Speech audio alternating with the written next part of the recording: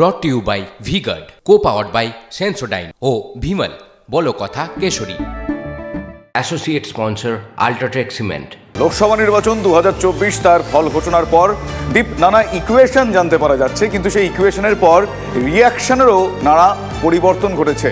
এরকম বেশ কিছু রিয়াকশন আমরা পেয়েছি যেখানে সরাসরি রাজনীতিকে দোষারোপ করা হচ্ছে যে রাজনীতিই দায়ী, রাজনীতির পরিস্থিতি দায়ী, কোনো কোনো ক্ষেত্রে আবার বেশ কিছু প্রতিবন্ধকতা, কোনো কোনো ক্ষেত্রে পরিস্থিতি, সব মিলিয়েই আমরা কথা বলবো।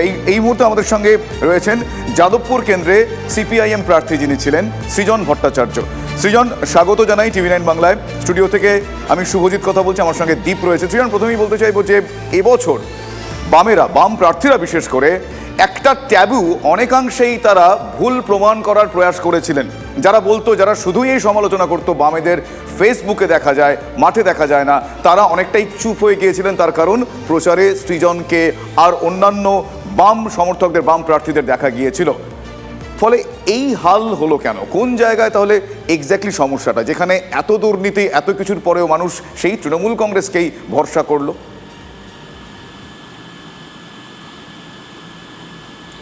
না, আমি এখনও জায়গা ধরে ধরে আমাদের ফলাফল কি হয়েছে, কোথায় আমাদের কি ভোট ছিল, সেটা কোথায় কার কাছে গেল, এগুলো সব এখনই পুঙ্খানুপুঙ্খ বিশ্লেষণের সময় আসেনি, সুযোগ আসেনি রাদার।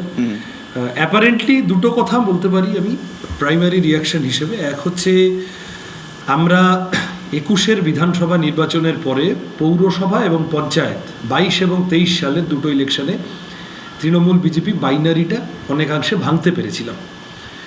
24-এর ভোটে আবার সেই বাইনারিটা জুড়ে গিয়েছে, আবার সেই বাইনারিটা তৈরি হয়ে গিয়েছে।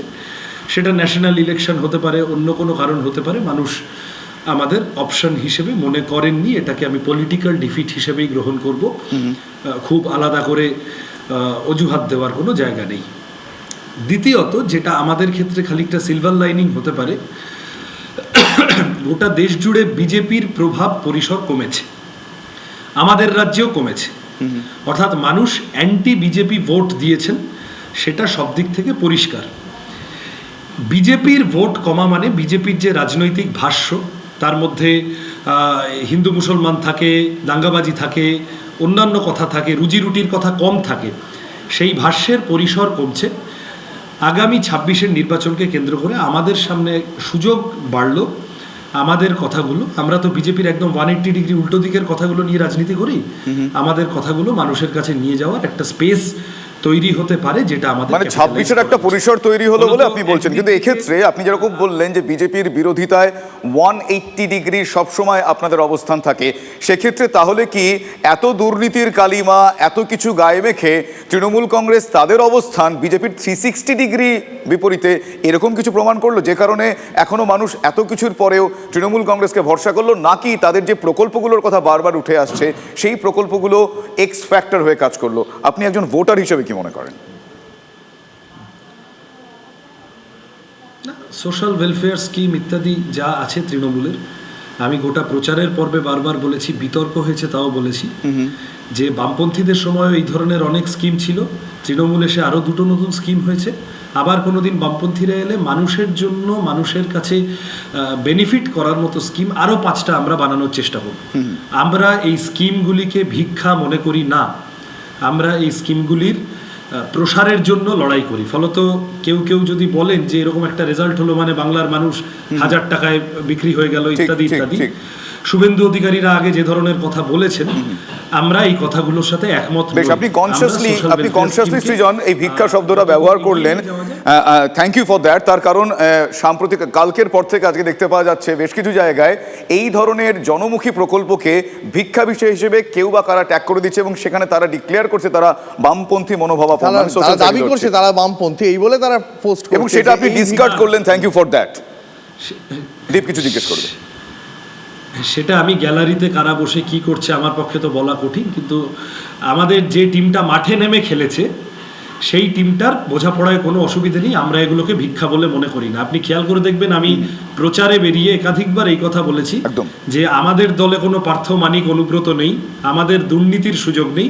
ফলত আমরা কোনো দিন সুযোগ পেলে আজকে যিনি 1000 টাকা পাচ্ছেন তিনি কালকে 2000 টাকাও পেতে পারেন, কারণ চুরির টাকা, মানে মানুষের টাকা চুরি করার মতো লোক আমাদের পার্টিতে নেই।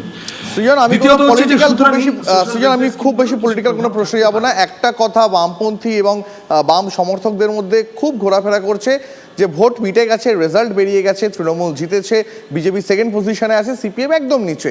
এই অবস্থায় সিপিএম সমর্থক কর্মী তারা চাইছেন যে নেতারা অন্তত যেন তাদের পাশে থাকেন, কারণ ভোট পরবর্তী হিংসার খবর আসছে গোটা বাংলা জুড়ে। আপনি একজন প্রার্থী হিসাবে এবং একজন নেতা হিসাবে তো বটেই, এই আশ্বাসটুকু দেবেন তো যে নিচু তলার একজন কর্মী যদি ফোন করেন করে বলেন যে সৃজনদা আমি অমুক পাড়াতে মার খাচ্ছি, তাহলে এসে তাকে একটু সাহায্য করবেন তো? আমি সকাল থেকে ফোনে যোগাযোগ রেখে চলেছি।